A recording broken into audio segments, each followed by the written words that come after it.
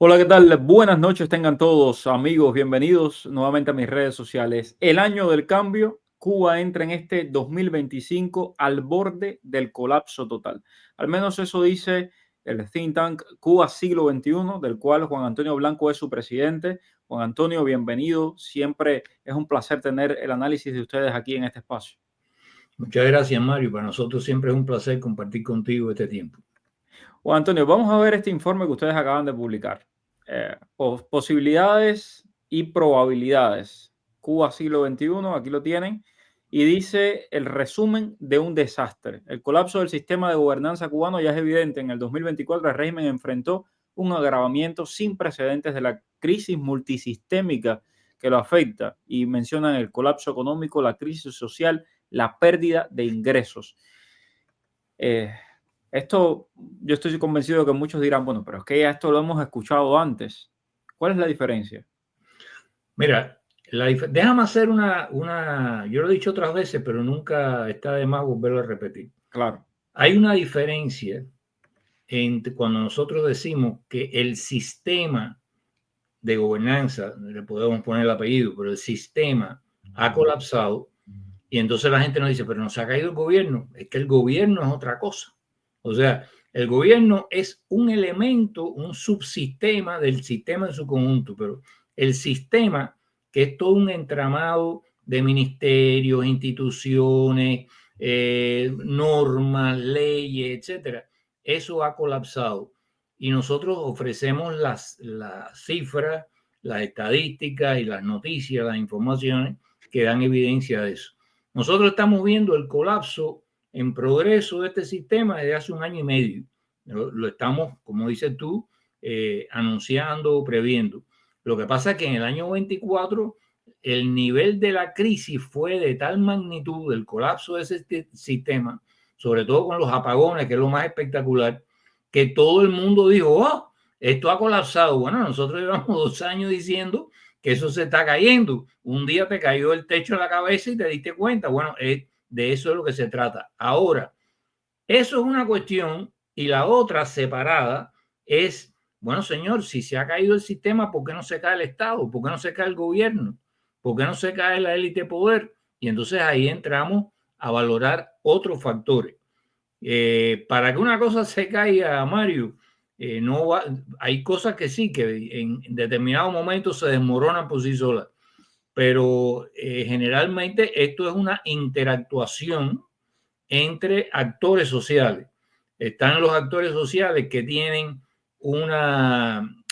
digamos, han invertido sus intereses en que eso se mantenga, le hace esa élite de poder, esa burocracia, etcétera, y hay actores sociales que están siendo perjudicados por este colapso, que son la inmensa mayoría de la población y que incluso ahora también están pasando a su fila mucha gente que antes se beneficiaba del sistema y que ahora ya no se puede beneficiar del sistema.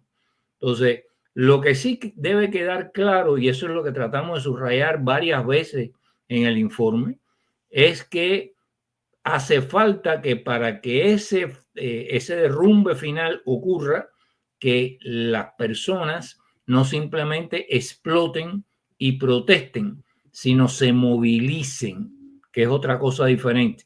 Una cosa yo salgo a la calle, me exploto, grito, hay mucha gente gritando, todos nos explotamos, pero tratar de que esas explosiones tengan una movilización en una dirección determinada, con un pliego de exigencia determinado, porque incluso eso es lo que puede facilitar el apoyo externo. Es muy difícil, por ejemplo, si esta gente en Venezuela de la oposición no hubieran ganado las elecciones, no tuvieran un gobierno constituido, no tuvieran esa legitimidad, puede ocurrir, pero es muy difícil para una potencia extranjera venir, meterse y resolverle el problema. Y nosotros tenemos un poco, los cubanos, una mentalidad medio socialistoide de que a mí me toca la vivienda, a mí me toca el carro, a mí me toca que haya cosas en la bodega, a mí no me vino el arroz que me tocaba. Y parece que también hay gente que piensa que le toca que aquello se caiga o que alguien venga a resolver el problema. Y no, somos nosotros los que tenemos que resolver el problema. Y eso, hasta que todos no comprendamos Uno, que el problema se puede resolver. Yo diría que ahora todo el Ministerio del Interior está volcado a dividirnos y convencernos de que no es posible cambiar las cosas. Esa es la primera línea de defensa de un sistema que ha colapsado y de un grupo de poder que ya no logra de otra manera persuadir a la población para que la apoye. Lo único que puede hacer es persuadir a la población de que ellos son inamovibles, de que contra ellos no se puede nada y tratar de dividir y sembrar la división todo lo que se pueda entre ellos. Si Bueno, nosotros estamos no viendo, sabemos nuestros males, estamos mucho mejor. estamos viendo una operación tremenda del régimen cubano difundiendo noticias falsas, Exacto. tratando de desprestigiar a personas. Es decir, ya esto es algo que hemos visto a lo largo del tiempo y como tú bien dices, hace unos 2 años lo hemos visto pronunciadamente, pero ya es cada vez peor. Y quería que por favor nos explicaras un poco esto de el índice o los indicadores de gobernabilidad en Cuba en el 2024.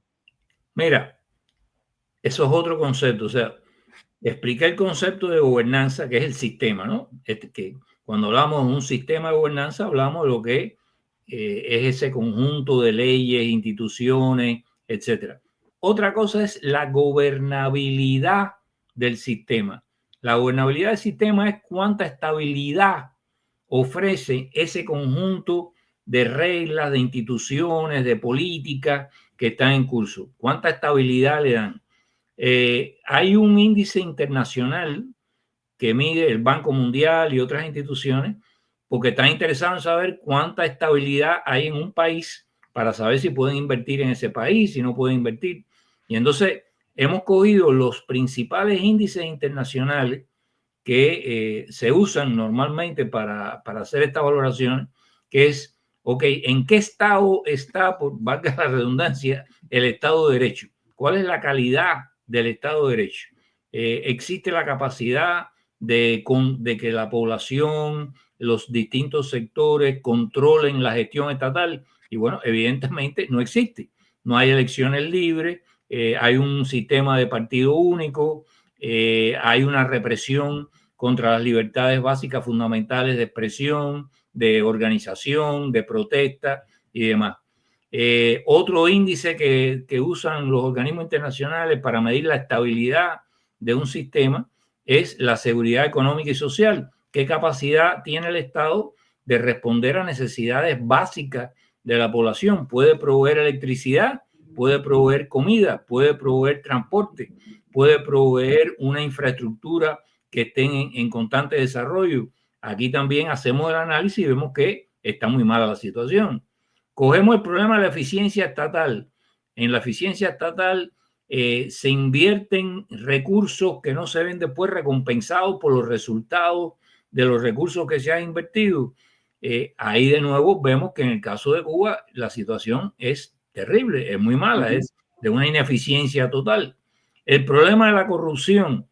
Hay una organización internacional que se dedica a corrupción, hay varias, pero hay una que se dedica a corrupción que el año pasado sacó un análisis, un informe mundial donde no le daba demasiado índice de corrupción a Cuba.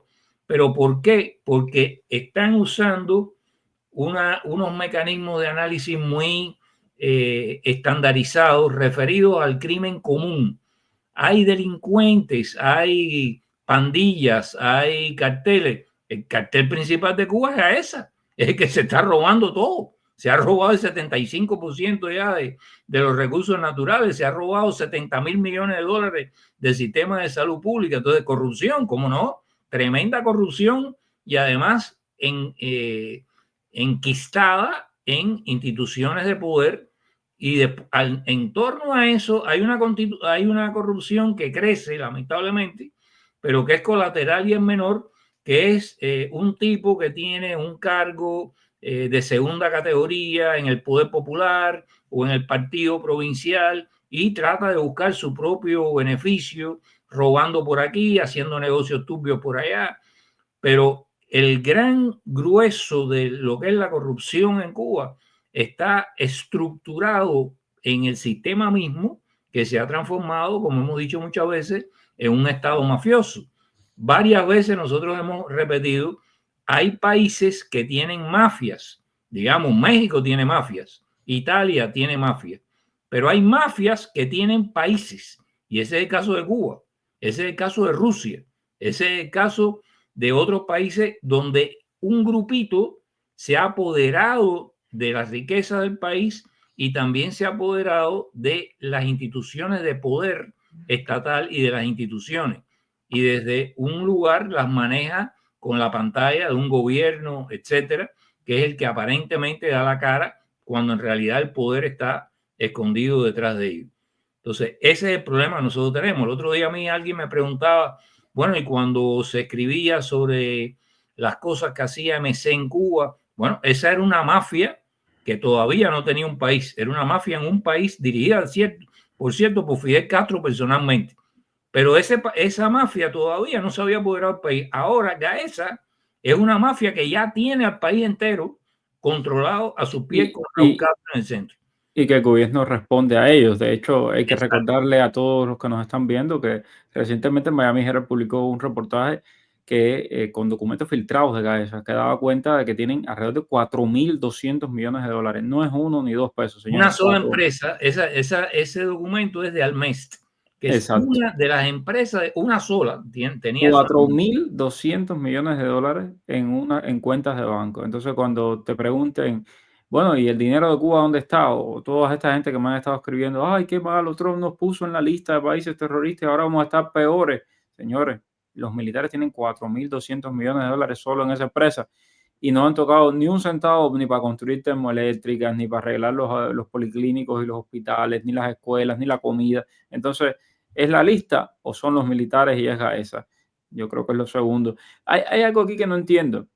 En relaciones internacionales ponen que está mal, pero Cuba sigue teniendo las mismas alianzas. Tiene en América Latina un Petro que los defiende y un Lula. ¿Por qué dicen que está mal? Porque realmente han retrocedido a un grupo pequeño de naciones. O sea, si tú vas a ver formalmente el nivel de relaciones internacionales de Cuba, digamos, estadísticamente, por la cantidad de embajadas y consulados que tienen en más de 100 países en el mundo, tú dices, oye, tienen, en comparación con incluso Colombia o Brasil u otros países, tienen una gran cantidad de relaciones. Pero cuando analizas en cuestión, el 80% de esas instituciones en el exterior son nidos de espías y son centros de operaciones de la DGI. No es que realmente hay un gran peso de relaciones económicas, culturales, etcétera, que se llevan a cabo por esas vías. Los propios países más cercanos a Cuba han ido reduciendo el peso del contenido de sus relaciones. Le hace Rusia, le hace China, donde ni hay una relación, digamos, importante ya desde el punto de vista financiero, los mantienen a flote con cuentagotas, pero no hay una relación normal de inversiones, de extracción de ganancias, de inversiones conjuntas, etcétera. Ni hay tampoco, y eso es otro de los elementos que entran en este periodo con las relaciones internacionales, la capacidad de algunos países de estos de convertirse en un paraguas militar para proteger a Cuba. O sea, lo que sucedió en Siria es una lección para el que no lo quería ver de que más allá del conflicto en Ucrania, ya Rusia no está en condiciones de involucrarse a muchas millas de su territorio en una guerra para proteger a un aliado en otro país. Si no lo hizo en Siria, donde tenía una base aérea importante y una base naval importante, mucho menos lo va a hacer en Cuba, aunque estemos a 90 millas de los norteamericanos, porque además le es muy fácil, sobre todo a un gobierno como el de Trump, decirle, esos barquitos que andan dando vueltas por aquí, ¿qué es lo que hacen? Recójanlo y llévenselo. Entonces, el nivel de relaciones internacionales, de apoyo internacional que tuvieron, digamos, los años 80, que eso voló, eso se evaporó, pero incluso el que tuvieron con Obama, que Obama le abrió las puertas del cielo, los conectó con la Unión Europea, junto con la Unión Europea de ese periodo, con la señora aquella que decía que Cuba era una democracia Mogherini. Con la Mogherini, la italiana, que era una democracia especial. De partido único. Exacto. Toda esa apertura que ellos tuvieron, todo eso se ha ido estrechando. Y este es uno de los momentos en que menos capacidad de influencia tienen y más debilidad de dependencia tienen de 2 o 3 países, incluyendo a México. México, sin embargo, tiene un problema suficientemente gordo de relaciones internacionales con la administración Trump y tiene que velar por su propia seguridad y por su propia estabilidad y por esas relaciones preservarlas y evitar que se conviertan en una situación crítica antes de estar continuamente tratando de salvar a Cuba con inyecciones de petróleo o con contratos de médicos esclavos. Llega un momento en que eso es políticamente, para la señora Sheinbaum, es imposible de sostener políticamente dentro del propio México. Entonces, por eso es que vemos también que en este año, se inicia este año con unas relaciones internacionales que están en mala condición. Donde quizás tiene la atención es la estabilidad política. O sea, uno puede preguntarse si el Estado de Derecho está mal, si la seguridad económica está mal, si la eficiencia estatal está mal, si la corrupción está mal y si las relaciones internacionales andan mal. Entonces, ¿cómo es posible que tengan regular? O sea, que no sea mal también la estabilidad política. Y eso se debe a lo que conversábamos al principio. Las cosas no se caen solas. Los gobiernos tienen una interactuación continua con aquellos que se le oponen. Y si los que se le oponen no son lo suficientemente eficientes para organizarse, buscar su propia legitimidad, buscar sus alianzas internacionales y digamos, presionar por la salida de la situación que está creada, ninguna actor internacional, salvo en casos extremos de seguridad nacional, como fue el caso Noriega, entran y te resuelven el problema. No, la gente, una de las cosas que mucha gente no entiende es, sí, se habla de los derechos humanos, se habla de las libertades y todos los gobiernos democráticos están a favor de defender las libertades y los derechos democráticos en otros lugares. Pero una intervención militar y una acción de mayor envergadura no se realiza sobre la base de esos temas, solamente se realiza sobre la base de seguridad nacional. Cuando hay una crisis presentada de seguridad nacional por un país, entonces ya que ese país pasa de la retórica en los foros internacionales a acciones concretas mucho más contundentes para resolver el problema. Y Cuba ha sido un foco prolongado de amenaza a la seguridad nacional y regional, nacional de Estados Unidos y regional de América Latina. Pero ningún gobierno americano hasta ahora lo ha priorizado ni entendido adecuadamente. El hecho de que ahora entre un gobierno que tiene incluso de ministro de Relaciones Exteriores a una persona que comprende eso a la perfección, que es Marco Rubio, más a Clever Carones, más al que está al frente de la seguridad, del Consejo de Seguridad y a todo un conjunto de personas, eso cambia eso también, esa situación. Y es posible de que, además de que internamente las fuerzas que se oponen al status quo puedan crecer y organizarse, van a poder contar con acciones desde el punto de vista del exterior. Pero lo que sí es totalmente imprescindible es que la gente entienda que nadie tiene por qué ni va a resolverle el problema simplemente porque hay un problema. O Exacto. sea, la gente tiene que sentarse, gente que no se habla, gente. Yo he pasado por esa experiencia aquí. Yo recuerdo hace años que me pidieron ser mediador para tratar de construir un consenso entre distintas organizaciones que no se hablaban entre ellos. Y se logró una comunicación, se logró llegar a acuerdos comunes. Bueno, estamos extremadamente necesitados de que las distintas organizaciones que hay, que son muy importantes, que son influyentes, que son fuertes, traten también de hacer un esfuerzo máximo por decir, aquí hay, digamos, 5 puntos. En el punto 1 y 2 estamos de acuerdo. Los otros 3 no estamos de acuerdo. Perfecto. No hables de los otros 3.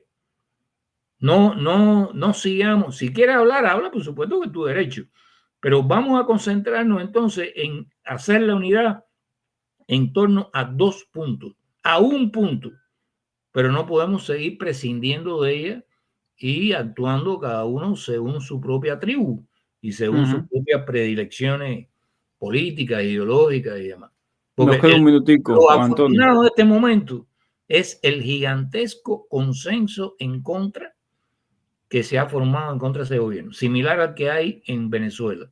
Por eso es que esto es una crisis casi que de Cubazuela, más que de Venezuela. O la crisis del socialismo del siglo XXI, que ya está en sus horas finales y es posible. Nos queda un minuto, Juan Antonio. Conclusión de todo esto, ¿posiblemente será el año del cambio? Bueno, hasta ahora el cambio era virtualmente casi imposible. Estábamos hablando de eso. Pero el cambio ahora es posible. Y si el factor de la desunión fuera superado, te digo que se puede convertir hasta en altamente probable que caiga esta gente este año. Excelente. Gracias, Juan Antonio. Gracias a todos por la sintonía. Por favor, déjenos sus comentarios. Nos encantaría leerlos. Y yo sé que Juan Antonio también se mete en los comentarios y los lee. Así que, y por ahí también responde. Así que manténgase informado, manténgase al tanto y déjenos su comentario. ¿Qué opina de todo esto? Por favor, y comparte este video con amigos y familiares. Gracias y buenas noches. Gracias a ti. Chao. Dime cuál es el periodista que está en el boom. Es Mario Blanco. El periodista que te trae toda la información. Es Mario Blanco. El periodista de la radio y la televisión. Es Mario Blanco. Habla de temas cubanos, hasta de migración. Mario Blanco. Oye, dale, conéctate y comparte. Déjame un like. Dale like y comparte. Dale, conéctate y comparte. Déjame un like y comparte.